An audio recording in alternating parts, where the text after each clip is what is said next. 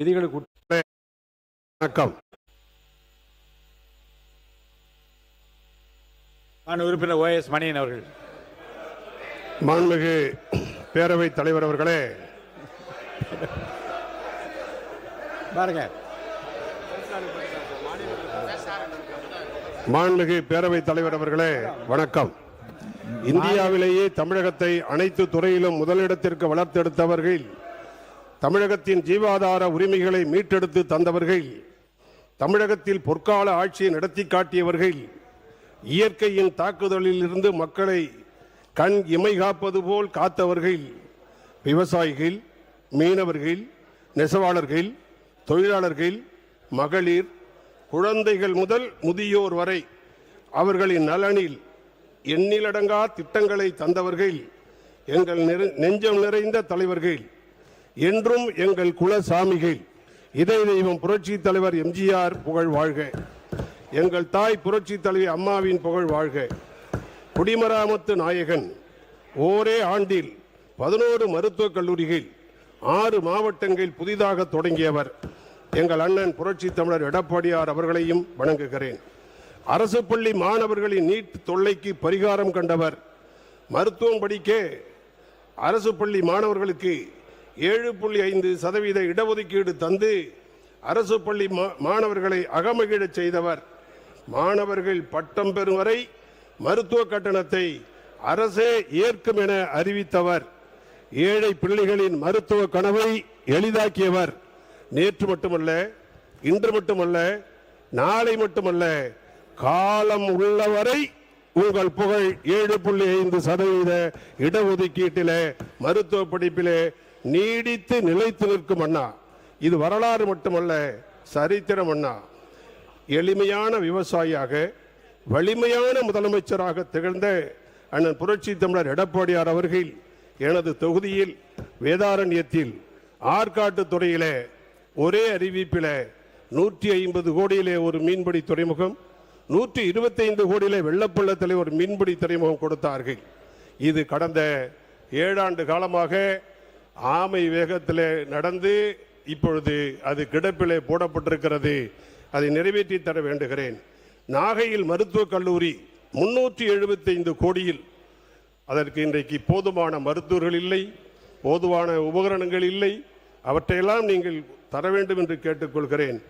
கஜா புயலால் பாதிக்கப்பட்ட மக்களுக்கு போர்க்கால நடவடிக்கை, மின்வாரியத்திலே மின்னல் வேக நடவடிக்கை. ஒன்றை சுருக்கமாக சொல்ல வேண்டுமானால், வரப்போகிற 50 ஆண்டுகளுக்கு கஜா புயல் எந்த பாதையிலே போனதோ அந்த பாதையிலே முழுக்க 50 ஆண்டுகளுக்கு மின்வாரியத்தில் செய்ய வேண்டிய பணிகளை எல்லாம் செய்து கொடுத்தவர் எடப்பாடியார் அவர்கள். காட்டிலே, மேட்டிலே, வயலிலே, தோட்டத்திலே, வீட்டின் உச்சியிலே இருந்த மின்கம்பங்களை எல்லாம் அகற்றி எடுத்து விட்டு ஒரே ரோட்டிலே, முன்னெல்லாம் HT லைன் ஒரு பக்கம், LT லைன் ஒரு பக்கம் போகும், அதையெல்லாம் இன்றைக்கு உயரமான கனமான போஸ்ட் போட்டு அந்த போஸ்ட்ல, ஒரே போஸ்ட்லயே LT லைன், HT லைனை கொண்டு வந்து வரலாறு படைத்தவர் அண்ணன் எடப்பாடியார் அவர்கள். 570 கோடியில் 5 ஆறுகளை கடல் நீர் உள்ளே வராமல், அதே போல நன்னீர் கடலுக்கு போகாமல் தடுக்கிற பணியை செய்து கொடுத்து, ஷட்டர்களை எல்லாம் உடைத்தெடுத்து புதிதாக கட்டி கொடுத்து, அங்கே ஆற்று கரையோரத்தில் குடியிருந்தவர்களை எல்லாம் மறுகுடியமர்வு, ஒவ்வொரு வீட்டுக்கும் 10 லட்சம் கொடுத்து வீடுகளை கட்டி கொடுத்து சிறப்பு செய்தவர் எடப்பாடியார் அவர்கள். சொல்லிக்கொண்டே போகலாம். நாகூருக்கு வந்தார். அங்கே குளத்தில கரைகள் உடைந்து விட்டது, காங்கிரீட் சுவர்கள் விழுந்து விட்டது என்று சொன்னார்கள். சம்பவ இடத்தை பார்த்தார். அப்பொழுதே 4.5 கோடிக்கு தேவையான நிதி உதவிக்கு ஆணையிட்டார். அதே மாதத்திலே டெண்டர் வைத்தார். அடுத்த மாதத்திலே கட்டி முடித்தார். மதம் பார்க்காமல் எல்லா மதமும் சம்மதம் என்று சொல்லுகிற கட்சியினுடைய தலைவராக எடப்பாடியார் அவர்கள் இன்றைக்கு திகழ்ந்து கொண்டிருக்கிறார்கள் என்பதற்கு இது ஒரு எடுத்துக்காட்டு. எனது வெற்றிக்காக இரவு பகல் பார்க்காமல் உழைத்து வாக்களித்து 3ஆம் முறையாக என்னை இந்த பேரவைக்கு அனுப்பி வைத்துள்ள கழக நிர்வாகிகளுக்கும், கூட்டணி கட்சி நிர்வாகிகளுக்கும், வேதாரண்யம் தொகுதி மக்களுக்கும் என் நன்றியை வணங்கி தெரிவித்துக் கொள்கிறேன். மாண்புமிகு பேரவைத் தலைவர் அவர்கள் அவையிலே இல்லை, இருந்தாலும் அவரை பற்றி நான் இந்த இடத்திலே சொல்லியாக வேண்டும். வேளாங்கண்ணி மாதா தேவாலயத்திற்கு அண்ணன் அவர்கள், உறுப்பினர் நீங்க சொல்லுங்க, அவருக்கு பார்த்துக்கிட்டே இருப்பார். பேரவைத் தலைவர் அவர்கள் 2 பேட்டரி கார்கள் அவருடைய சொந்த நிதியில இருந்து கொடுத்து அங்கே வருகிற வயது முதிர்ந்தவர்களுக்கு, மூத்த குடிமக்களுக்கு, நோயாளிகள் அதுபோல நடக்க முடியாதவர்களுக்கெல்லாம் உதவுகிற வகையில சொந்த நிதியிலிருந்து 2 பேட்டரி கார்களை வாங்கி கொடுத்திருக்கிறார். அவருக்கு நான் பக்கத்து ஊருக்காரன், அந்த வகையிலே அவருக்கு நன்றியை தெரிவித்துக் கொள்கிறேன். இந்த வேளையிலே மாண்புமிகு பேரவை துணைத் தலைவர் அவர்களே, விவசாயிகளுக்கு அம்மாவின் ஆட்சியில் எடப்பாடியார் அவர்கள் 24 மணி நேரமும் மும்முனை மின்சாரம் தடையின்றி வழங்கினார்கள். இந்த அரசு மும்முனை மின்சாரம் விவசாயிகளுக்கு வழங்கவில்லை. அடிக்கடி மின்வெட்டு, விவசாயிகளுக்கு தடையில்லா மும்முனை மின்சாரம் வழங்கிட வேண்டும். 65,000 விவசாயிகள் தட்கல் முறையில் மின் இணைப்பு பெற பணம் கட்டியிருக்கிறார்கள். நீண்ட காலமாக காத்திருக்கிறார்கள். அவர்களுக்கு உடன் மின் இணைப்பு வழங்கிட வேண்டும். டெல்டா மாவட்டத்தில் நிலத்தடி நீரை, கிணற்று நீரை பயன்படுத்தி குறுவை 2.5 லட்சம் ஏக்கரில் பயிரிட்டார்கள். இதில் 1 லட்சம் ஏக்கர் அளவுக்கு பயிர் கருகிவிட்டது. ஜூன் 12 மேட்டூர் அணை திறக்கவில்லை. மழையும் பொய்த்து போனது. வறட்சியால் நிலத்தடி நீர் ஆழத்திலே போய்விட்டது. அடிக்கடி மின்வெட்டு, மும்முனை மின்சாரம் கொடுக்கவில்லை. எனவே கருகிய 1 லட்சம் ஏக்கர் குறுவை பயிருக்கு இழப்பீடு வழங்க வேண்டும். மின் கட்டணம் கணக்கில்லாமல் கூடியுள்ளது. எந்த அடிப்படையில் மின் கட்டணம் நிர்ணயம் செய்கிறீர்கள் என்றே தெரியவில்லை. வீட்டு மின் இணைப்பு கட்டணம் மாதம் கணக்கிடப்படும் என்றீர்கள். இதுவரை 2 மாதத்திற்கு ஒரு முறைதான் கணக்கிடப்படுகிறது. எப்போது முதல் தொடங்க போகிறீர்கள்? அனைத்து மின் இணைப்புகளுக்குமே ஸ்மார்ட் மீட்டர் பொருத்தப்படும் என பத்திரிகையில் செய்திகள் வந்தது. எப்போது ஸ்மார்ட் மீட்டர் பொருத்த போகிறீர்கள்? இதன் பயன் என்ன? மின்துறையில் பல நிலைகளில் பணியிடம் காலியாக உள்ளது. எப்போது பணியிடங்கள் நிரப்பப்படும்? தமிழ்நாட்டில் டெல்டா மாவட்டங்களில் கடும் வறட்சி, குடிக்க தண்ணீருக்கு பஞ்சம், ஆடு மாடுகளுக்கு குடிக்க தண்ணீர் இல்லை. மக்கள் குளிக்க வெகு தொலைவுக்கு தண்ணீரை தேடி போகிறார்கள். எனது வேதாரண்யம் தொகுதியில் சவுக்கு, மா, தென்னை மரங்கள் பயன் தரும் விவசாய பயிர்கள் கருகிவிட்டது. தாவேக அரசு தக்க இழப்பீடு வழங்க வேண்டும். எப்போது மேட்டூர் அணையை திறக்கப் போகிறீர்கள் சொல்லுங்கள். காலதாமதம் ஆகும் என்றால் மக்களுக்கு, கால்நடைகளுக்கு குடிக்க தண்ணீர் கொடுங்கள். காலதாமதம் செய்யாமல் கொடுங்கள். அவசரம், இது அவசியம். குறுவை இல்லை, சம்பா சாகுபடிக்கு காலத்தோடு தண்ணீர் திறக்க வேண்டும். காலதாமதம் ஆக சம்பா பயிரும் வடகிழக்கு பருவமழையால் சேதமடையும். விவசாயிகளுக்கு, விவசாய கூலி தொழிலாளர்களுக்கு வாழ்வாதாரம் கேள்விக்குறியாக இருக்கிறது. மாண்புமிகு பேரவை துணைத் தலைவர் அவர்களே, இந்தியாவிலேயே தமிழகத்தை அனைத்து துறையிலும் முதலிடத்திற்கு வளர்த்தெடுத்தவர்கள்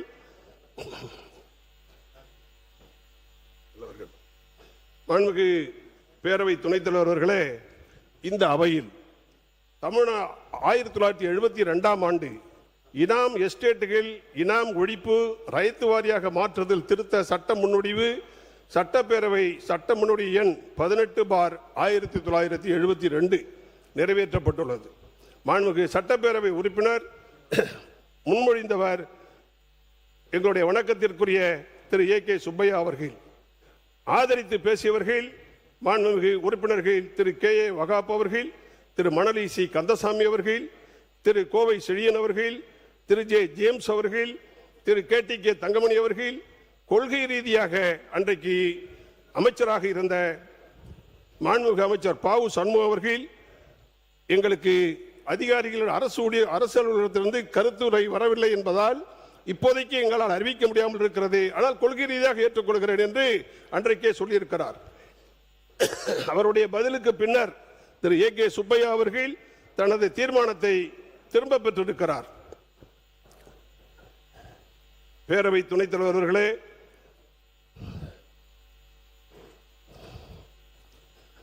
(1860) முதல் 1972 வரை 14 இனாம் முறைப்படுத்தும் சட்டங்களும் பின்னர் இனாம் ஒழிப்பு சட்டங்களும் நிறைவேற்றப்பட்டு உழுது கொண்டிருந்த உழவர்களுக்கு உரிமை வழங்கப்பட்டது. மேற்படி 14 சட்டங்களில் மிக முக்கியமானதாக கருதப்படுவது ஜமீன் ஒழிப்பு சட்டம் 26/1948, இனாம் ஜமீன் ஒழிப்பு சட்டம் 26/1963, சிறு இனாம் ஒழிப்பு சட்டம் 30/1963 ஆகியவைகளாகும். ஆங்கிலேயர்கள் ஆட்சி காலத்தில் 1863 பதிவுத்துறை துவக்கப்பட்டு பின்பு சார் பதிவாளர் அலுவலகங்களில் கோவிலுக்கு கடவுளின் பெயரால் தனிநபர்கள் தங்களுடைய சொந்த சொத்துக்களை தானமாக பதிவு செய்து கொடுத்த சொத்துக்களே கோவில் நிலங்களாகும். இனாம் நிலங்கள் கோவில் நிலங்கள் அல்ல. விரும்பிய மதத்தை வளர்ப்பதற்காக தனிநபர்களால் தானமாக கொடுக்கப்பட்ட சொத்துக்களை யாரும் உரிமை கொண்டாட முடியாது. இனாம் நிலங்கள் என்றால் யார் நேரடியாக அனுபவிக்கிறார்களோ அவர்கள்தான் குடிவார உரிமையாளர்கள். கோவிலுக்கு வரியை செலுத்தி வந்தாலும் அது கோவில் நிலங்கள் அல்ல. இனாம் முறை ஒழிக்கப்பட்டு யார் நிலத்தை அனுபவித்தார்களோ அவர்களே நிலத்திற்கு சொந்தக்காரர்கள் என்பதை உறுதி செய்து அவர்களை அரசுக்கு நேரடியாக வரி செலுத்த சொல்கிற சட்டம்தான் இனாம் ஒழிப்பு சட்டம். கோவில் இதுவரை நிலங்களின் மூலம் பெற்று வந்த வருமானத்தை தஸ்திக், பேரிச், மோகினி என்கிற பெயரில் ஈட்டுத் தொகையாக தமிழ்நாடு அரசிடமிருந்து பெற்று வருகிறது. ஆண்டுதோறும் வழங்கப்படும் இந்த ஈட்டுத் தொகையை 2019 அரசாணை எண் 24 மூலம் 10 மடங்கு உயர்த்தி 27,79,415 மாண்புமிகு முன்னாள் முதலமைச்சர் அண்ணன் எடப்பாடியார் அவர்களின் தலைமையிலான அரசு வழங்கி இருக்கிறது. கோவிலுக்கு சொந்தமான நிலங்கள் பொறுத்து எந்த சட்ட பிரச்சனையும் இல்லை. மன்னர்களால், ஜமீன்தாரர்களால், பாளையக்காரர்களால் மானியம் கொடுக்கப்பட்டு அதன் வருமானத்தில் ஒரு பங்கை ஆலயத்திற்கோ கொடுக்க சொல்லி இருந்தால் அது இனாம் ஒழிப்பு சட்டத்தின் மூலம் ரத்து செய்யப்பட்டு விட்டது. இந்தியா முழுவதும் சுதந்திரத்திற்கு பின்னர் ஒவ்வொரு மாநிலமும் கோவில் நிர்வாகங்கள் பொறுத்து அந்தந்த மாநிலங்களில் தனித்தனி சட்டங்கள் இயற்றப்பட்டு விட்டது. அப்படி தமிழ்நாட்டில் தமிழ்நாடு இந்து சமய அறக்கட்டளைகள் சட்டம் 22/1959 இயற்றப்பட்டது. தமிழ்நாடு HRNC ஆக்ட் 22 of 1959 பின்பற்றப்படுகிறது. அறநிலையத்துறைக்கு என்று தேசிய அளவில் பொது சட்டம் எதுவும் இல்லை. ஒவ்வொரு மாநிலத்திலும் அந்த மாநில சூழ்நிலைக்கு ஏற்ப மக்கள் நலன் கருதி மேற்படி வகை இனாம் ஒழிப்பை பொறுத்து புதிய சட்டங்களையும் திருத்தங்களையும் மாற்றங்களையும் கொண்டு வந்து நடைமுறைப்படுத்திவிட்டனர். தமிழ்நாட்டில் மேற்படி சட்டத்தின் அடிப்படையில் காலத்திற்கு ஏற்ப திருத்தங்களை மாற்றங்களை கொண்டு வராத காரணத்தினால் தமிழ்நாட்டில் பல ஆயிரம் வழக்குகள் சிவில் நீதிமன்றங்களிலும் இந்து சமய அறநிலையத்துறை அலுவலகங்களிலும் வருவாய்த்துறை நீதிமன்றங்களிலும் உயர் நீதிமன்றம் உச்ச நீதிமன்றங்களிலும் நடத்தப்பட்டு வருகிறது. ஆனால் நிரந்தர தீர்வுகள் இல்லை. கால விரயமும் பண விரயமும் ஏற்படுகிறதே தவிர இனாம் சொத்துக்களையும் கோவில் சொத்துக்களையும் ஒன்றாக நினைத்து குழப்பம் இருப்பதால் மேற்படி இனாம் ஒழிப்பு சட்டத்தை அனுசரித்து சட்டத்தை கொண்டு வர வேண்டியது காலத்தின் கட்டாயமாகிறது. இந்து சபை அறநிலையத்துறைக்கு அவர்கள் துறையிலேயே ரொம்ப இது அடிப்படை சுதந்திரம். புரியுதுண்ணே. மாண்புமிகு உறுப்பினர் 15 நிமிடங்கள் எடுத்துக்கலாம். இந்து சமய நன்றி இந்து சமய அறநிலையத்துறைக்கு அவர்கள் துறையிலேயே நீதிமன்றம் அமைத்து தனி சட்ட வழிமுறை கொடுக்கப்பட்டுள்ளதால் அந்த சட்டத்தின் அடிப்படையிலேயே தீர்ப்பு சொல்லப்படுவதால் ஒருதலை பட்சமான தீர்ப்புகளை வழங்கப்படுகிறது. உரிமையியல் நீதிமன்றத்தில் உள்ள நடைமுறை இந்து சமய அறநிலையத்துறையில் வழக்கு விசாரணையில் பின்பற்றாத காரணத்தினால் முன்னோர் கால ஆவணங்களை பரிசீலனைக்கு எடுத்துக்கொள்ளாத சூழ்நிலை உள்ளது. குறிப்பாக இனாம் நிலங்களுக்கு செட்டில்மெண்ட் ஆபீசர் மூலம் 1967 பட்டா வழங்கப்பட்ட போது மக்களுக்கு போதிய விழிப்புணர்வு இல்லாததால் தங்களிடம் இருக்கும் ஆவணங்களை காண்பித்து பட்டா பெற தவறிவிட்டார்கள். குறிப்பாக என்னுடைய தொகுதியான வேதாரண்யத்தில் வேதாரண்யேஸ்வரர் ஆலயத்திற்கு சொந்தமானது என 29,000 ஏக்கர் நிலம் வைத்திருக்கிறார்கள். அதில் சுமார் 17,000 ஏக்கர் உப்பளங்கள் என்ற வகையிலும் சுமார் 12,866 ஏக்கர் இனாம் வகையிலும் மக்களிடமிருந்து வருவதாக இந்து சபை அறநிலையத்துறையே 13/7/2024 பத்திரிகையின் வாயிலாக தெரிவித்திருக்கிறது. இதில் நேரடியாக கோவிலுக்கு சொந்தமான நிலங்கள் எவ்வளவு, இனாம் நிலங்கள் எவ்வளவு, ஆலயத்திற்கு குத்தகை செலுத்தி வந்தவர்களில் எத்தனை பேருக்கு இனாம் ஒழிப்பு சட்டத்தின் அடிப்படையில் பட்டா வழங்கப்பட்டது போன்ற விவரங்கள் இந்து சமய அறநிலையத்துறையிலேயே தெளிவாக இல்லை என்பதுதான் உண்மை. அதிலும் குறிப்பாக வேதாரண்யம் நகரத்தில் சுமார் 194 ஏக்கர் நிலம் ஒரே புலையன் 175 வகைப்படுத்தப்பட்டுள்ளது. அதில் சுமார் 900 பேருக்கு மேல் வீடு 900 பேருக்கு மேல் வீடு வணிக வளாகம் நிறுவனங்கள் கட்டி அனுபவித்து வருகிறார்கள். அதில் 120 பேர் தனது அனுபவத்திற்கான ஆவணங்களை காண்பித்து 1965 கட்டி அனுபவித்து வருகிறார்கள். அதில் சுமார் 120 பேர் தனது அனுபவத்திற்கான ஆவணங்களை காண்பித்து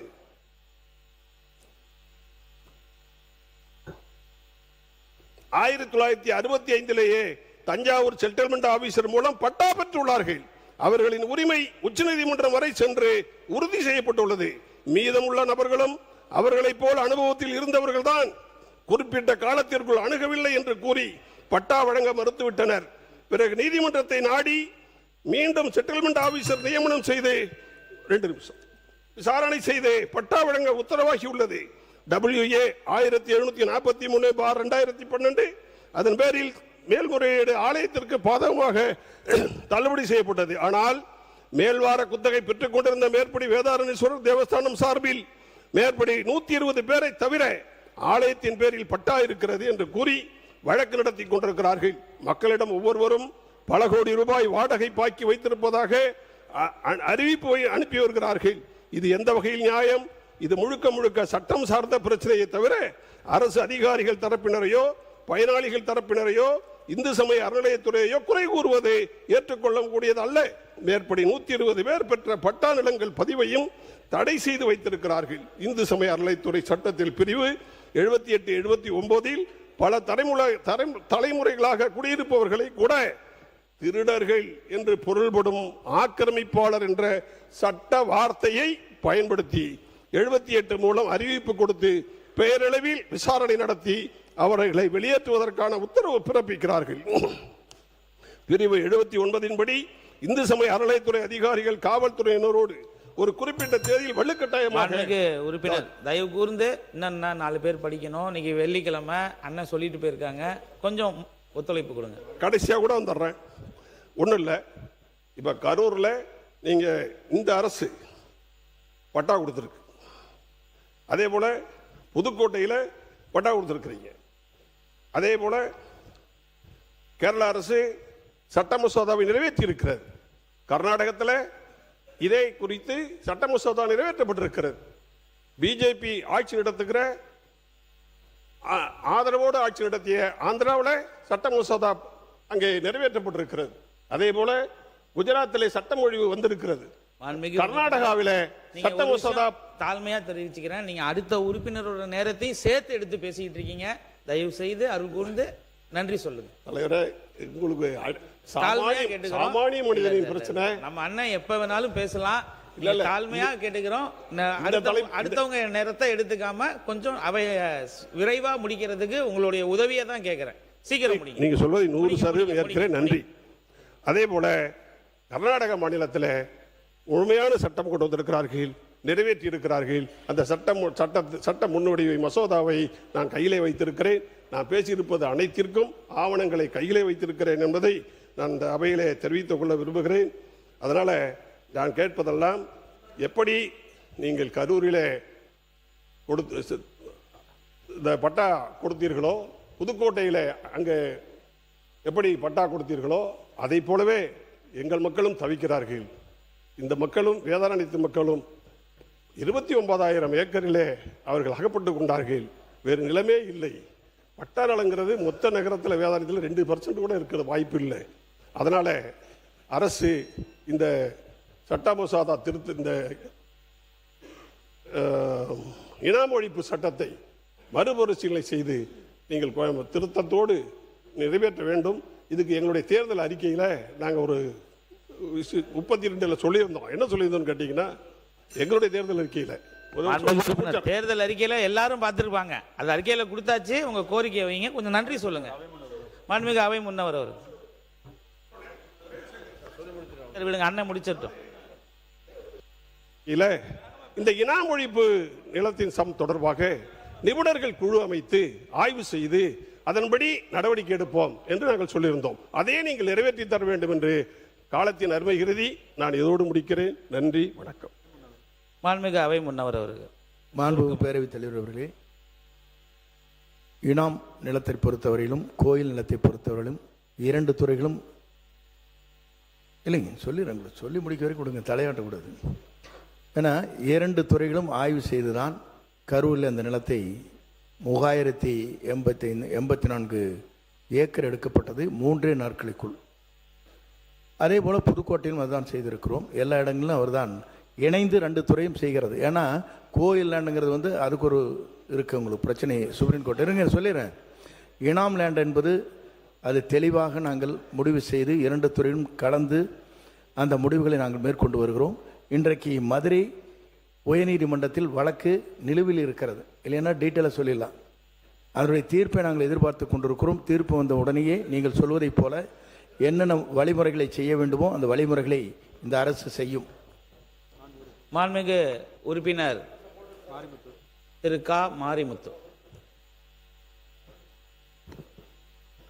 மாண்புமிகு பேரவை தலைவர் அவர்கள்